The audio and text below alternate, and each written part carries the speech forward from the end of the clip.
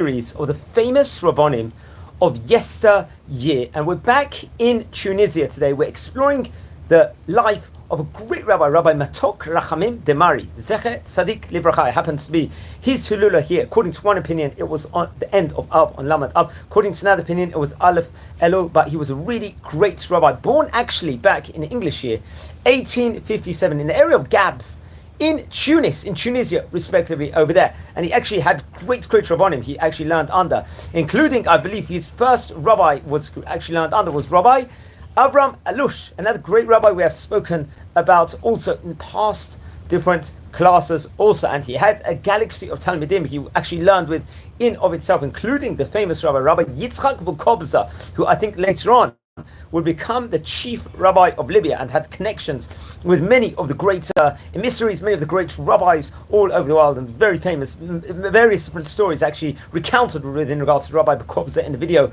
we did on him about 8-9 months ago. If I will leave you guys with some homework to do to check that. Also, he learned also among other great Talmid Rachamim, including Rabbi Faraji Alush, and also Rabbi Faraji Demari, also Rabbi Moshe Maimon, also Rabbi Yeshua, and Rabbi Chacham Yisrael Doeb. Also, these were really, really great rabbis. And as well as being a huge Talmid Chacham over there and great rabbi inside the area in of itself, he would become a Shochet, a very great butcher also inside the area, also being an expert within regards to kashrut and checking bdikot within regards to the different animals, and to make sure the kashrut levels were at a very high level also. He also worked in various different villages in Tunisia also respectively, where he really was inspired the congregations over there and really strengthened Torah levels, including the area called Tam Zarat also, and also the village of Al-Khamama. These were great places.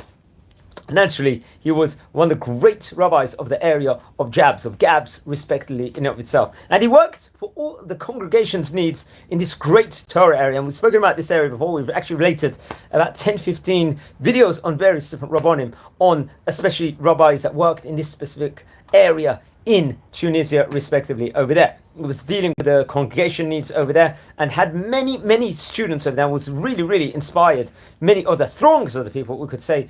Also, he studied this Mesirut Nefesh. It was actually written over here in this excellent website that I'm looking at the moment, where it's called Hacham Yomi, where they explore the different rabbis every single day, especially at the time of their Hilula. He also inspired many different students also.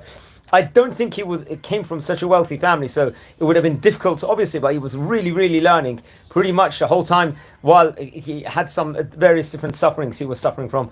Also, he passed away, according to this opinion over here, on Lamed Av in the year 1934.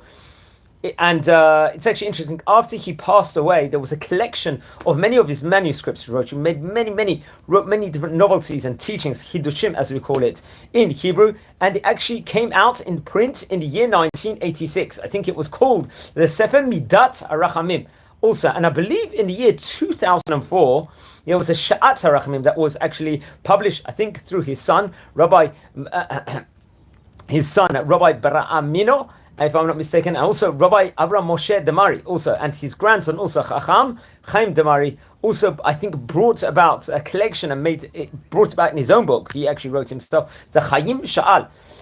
He wrote actually a great hesped, eulogy on his grandfather also. This was his grandson, Rabbi Chaim Demari also. So one of the great rabbis of Tunisia. So he actually lived about 77 years of age, approximately. At time passed away in 1934. So we're talking about this was 90 years ago from the time of recording. So please don't forget to light candles in the great rabbi's memory. Learn more about the great rabbi of yesteryear. We've already covered about 350 great rabbis. These were just a few small highlights within the great rabbi. I'd advise everyone to research on him more.